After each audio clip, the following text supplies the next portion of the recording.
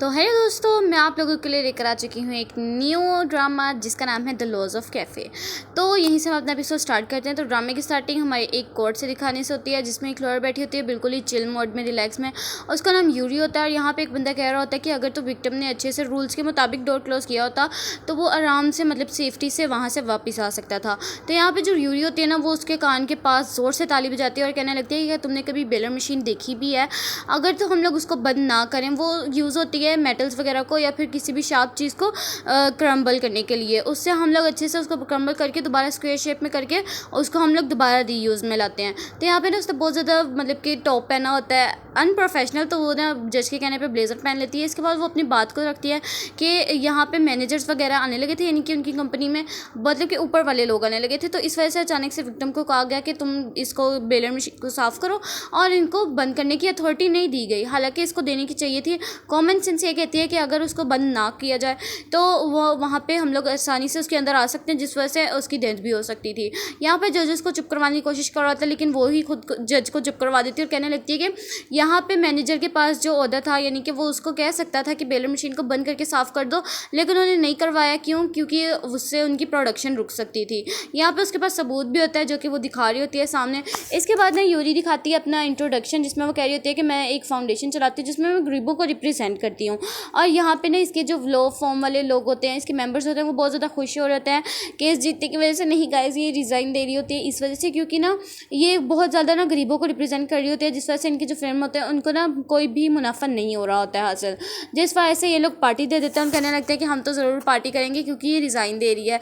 वो उसको तो बस खाने से मतलब था, जिस वजह से वो खाने पर लगी होती है। और यहाँ पे ना पास में एक बंदा होता है, वो उसको बार बार अपने फिल्म के बारे में बता रहा होता है और कहने लगता है कि आप मेरे वाले में आ सकती हैं, मैं आपको अपने पास जॉब दे दूंगा। लेकिन वो उसकी बात नहीं सुनती है और यहाँ पे वो कहने लगती है कि अब तो मैं एक कैफ़े चलाऊंगी। वो एक ब्रोकर के साथ आती है और उसको ना वो वहाँ पे बहुत ज़्यादा अच्छी लग जाती है बिल्डिंग। ऊपर जो है वो मालिक रहेगा और नीचे इसको अपना कैफ़े चलाना होगा। तो ये ओके कर देती है वहीं पे, और यहाँ पे अपने के नाम रखती है कैफ़े का, लो कैफ़े, यानी कि इसको लीगल एडवाइस भी दी जाएंगी और साथ में कॉफ़ी भी पिलाई जाएगी। और अगर आपको यहाँ तक मेरा एपिसोड अच्छा लग रहा है तो वीडियो को लाइक कर देना, चैनल को सब्सक्राइब कर देना। इसके बाद यहाँ पे हमें दिखाया जाता है कि ना यूरी की बेस्ट फ्रेंड की शादी हो रही होती है, जिसपे ना दूल्हा बहुत ज़्यादा रो रहा होता है, जिस वजह से वो हंसने लग जाती है उसके ऊपर कि ये क्या कर ले, पागल सा। और जब ये खुद स्पीच देने के लिए आ रही होती है ना, तो वो खुद बहुत ज़्यादा बुरे तरीके से रोने लग जाती है। इसके बाद यहाँ पे दिखाया जाता है कि एक बंदा उसको देख रहा होता है, जो वो उसको देखने लगती है यूरी, तो वो वहाँ से चला जाता है। ये और कोई नहीं है, आप बिल्कुल सही पहचान रहे हैं, ये हमारा हीरो है जिसका नाम किम जंग है। वो वहाँ से जा रहा होता है। यहाँ पे इनको दिखाया जाता है कि ये दोनों सेम ही कॉलेज में और कि स्कूल में भी पढ़ते होते थे।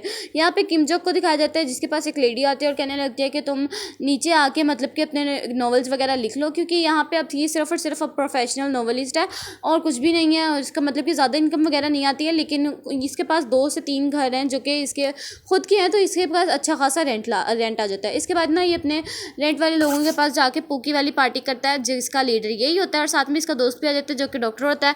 यहाँ पे यूरी सारी सफाइयाँ कर रही होती है। इसके बाद जब वो जाने लगती है ना, तो सामने वो देख लेती है किम जोंग को, और यहाँ पे वो उसको देख के हैरान हो जाते हैं एक दूसरे को, क्योंकि ये काफ़ी टाइम बाद मिले होते हैं।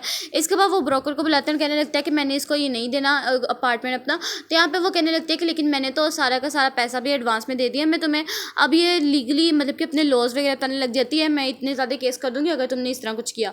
तो वो भी ना अपने कि एक लॉ बता के कहने लग जाता है कि अगर मैं दोबारा तुम्हें डबल डिपॉजिट दे दूँ तो वो मैं वापस से तुम्हें कि ले सकता हूँ अपना अपार्टमेंट। तो यहाँ पे ना वो गुस्से से वहाँ से जाने की कोशिश कर रहा था कि किस तरह की मैं ये जीत जाऊँ। और यहाँ पे वो कहने लगती है कि मैं देखना लीगल एडवाइस चलाऊंगी, मैं ये जो जगह नहीं छोड़ूंगी क्योंकि ऑलरेडी सब कुछ मैंने प्लान कर लिया है। इसके बाद बताने लगती है कि हम दोनों तो कॉलेज में भी बिल्कुल सेम थे और कि स्कूल में भी ये लोग बहुत ज़्यादा अच्छे वाले बेस्ट फ्रेंड्स थे।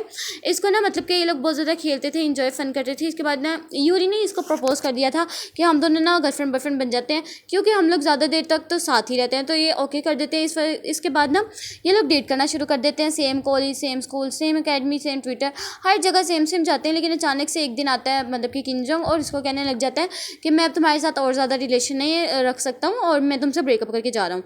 और यहाँ पे ना वो उसको कहने लगता है कि अब देखना, मैं तो इसको रेंट पे देना नहीं है, जो मर्जी हो जाए।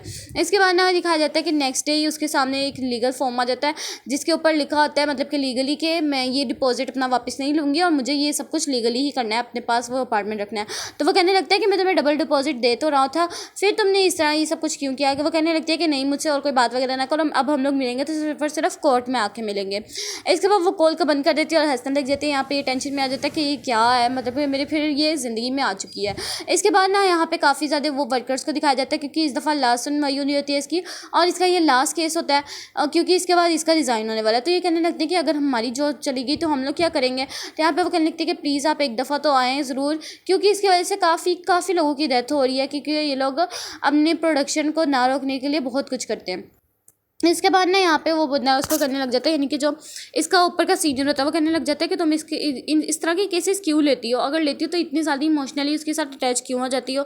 फिर वो कहने लगती है कि मेरे ऊपर खुद बीती हुई है ये। यहाँ पे ना ये स्कूल का अपना टाइम याद करने लग जाती है कि एक जगह पर ना काफ़ी बहुत बुरे तरीके से आग लग चुकी है।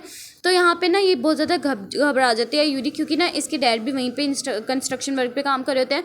ये भी अपनी मोम को जाके देखती है तो मोम ने इसको अपने डैड को नहीं देखने दे रही होती है, क्योंकि वो बहुत बुरे तरीके से जल गए होते हैं गाइस। और यहाँ पे ना वो कह रही होती है कि तुम प्लीज़ आखिरी दफ़ा उनको ऐसे मत देखो, और ये बहुत ज़्यादा रोते हैं। इसके बाद ना इन्होंने केस कर दिया होता है उसी कंपनी के ऊपर।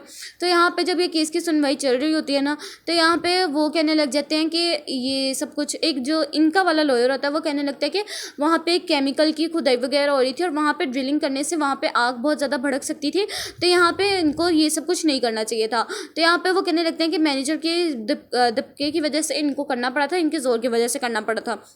यहाँ पे ना वो कहने लगते हैं कि नहीं, वो जो थे ना, मतलब कि एक विटनेस को लाया जाता है और वो कहने लगते हैं कि नहीं यहाँ पे जो इसके डैड थे, यानी कि यूरी के जो डैड थे वो ड्रंक थे, जिस वजह से उन्होंने ड्रिलिंग वगैरह की थी और उनकी डेथ हो गई थी, वहाँ पे आग लग गई थी। तो यहाँ पे यूरी कहने लगते हैं कि देखो ज़रा, विक्टिम होने के बावजूद मेरे डैड को इन्होंने किलर कर दिया था, मतलब कि उनकी डेथ किसी और की वजह से हुई थी, लेकिन उन्होंने उसको किलर कर दिया था। और मुझे पता है कि मेरे डैड ने कभी भी वाइन को नहीं देखा था कभी भी अपनी ज़िंदगी में। इसके बाद ना यहाँ पर दिखाया जाता है कि वो आ गई होती है उसके घर में फ़ौरन से वॉशरूम करने के लिए, लेकिन वो नहीं जाती है और वहाँ पे आके बैठ जाती है। और वो कहने लगता है कि तुम जा क्यों नहीं रही हो। यहाँ पे बहुत ज़्यादा ड्रंक हो रही होती है और कहने लगती है कि अब मैं क्या करूँ, मतलब कि वो ना केस के बारे में उससे बातें वगैरह करने लग जाती है। वो उसको घर में पकड़ता है और वहाँ से ना बाहर फेंक देता है घर से ही। और यहाँ पे ना दिखाया जाता है कि वो ना, मतलब कि अपनी कॉल पे वगैरह पे बात कर रहा था और यहाँ पे वो कहने लगती है कि मैं अपने कुछ ना पेपर्स वहाँ पे भूल आई हूँ, जो कि मुझे बहुत ज़्यादा इंपॉर्टेंट चाहिए है, तो तुम मुझे ये आके लाजमी दे दो। इसके बाद वो भागा आता है उसके पास और यहाँ पे ये पता लगता है कि किम जंग भी यहाँ पे एक प्रोसिक्यूटर था पहले, लेकिन अब नहीं है। यहाँ पर वो पेपर्स जो देने आता है वो यहाँ पर इसको पता लगता है कि इतने ज़्यादा इंपॉर्टेंट नहीं थे, लेकिन वो यहाँ से जाने लगता है। तो यहाँ पर किम यूरी कहने लग जाती है कि तुम प्लीज़ यहाँ पर थोड़ी देर के लिए बैठ जाओ, इस केस को देखो।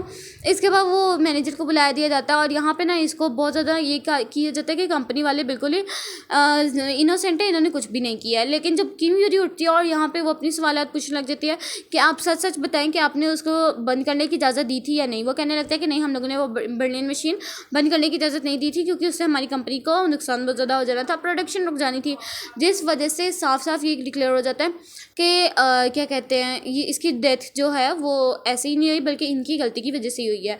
यहाँ पे बहुत ज़्यादा खुशी हो रही थी कि फाइनली, मतलब कि किसी को तो इंसाफ मिला, और यहाँ पर किम जंग भी इसको देख के बहुत ज़्यादा खुश होता है। इसके बाद ना ये कहने लग जाती है कि मैंने जो तुम्हारे पास लीगल नोटिस वगैरह भेजे थे अपने घर के बारे में, मैं तुम्हें ये कहना चाहती हूँ कि मैं अपना घर नहीं छोड़ूंगी। हाँ, लेकिन हम लोग यूँ कर लेते हैं कि मुझे पता लग गया तुम लॉ वगैरह से सबसे दूर रहना चाहते हो, तो तुम मेरे लिए कुछ रूल्स वगैरह लिख लेना, मैं भी तुम्हारे लिए लिख दूंगी, तो उस पर अमल कर लेंगे। तो वो इतने ज़्यादा रूल्स लिख देते हैं कि वो पेपर ऊपर फेंक देती है। और यहाँ पे लास्ट पे किम जंग आके बताने लगता है कि मैंने इस दफ़ा सच में बहुत ज़्यादा कर दिया, क्या मैं इसलिए कर रहा हूँ क्योंकि मैं उसको प्यार करता हूँ। बस इसी सीन के साथ ये वाला एपिसोड यहीं पे एंड होता है। वीडियो अच्छी लगी तो लाइक करना, चैनल को सब्सक्राइब करना। मिलते हैं नेक्स्ट अमेजिंग से एपिसोड में, तब तक के लिए अल्लाह हाफिज़।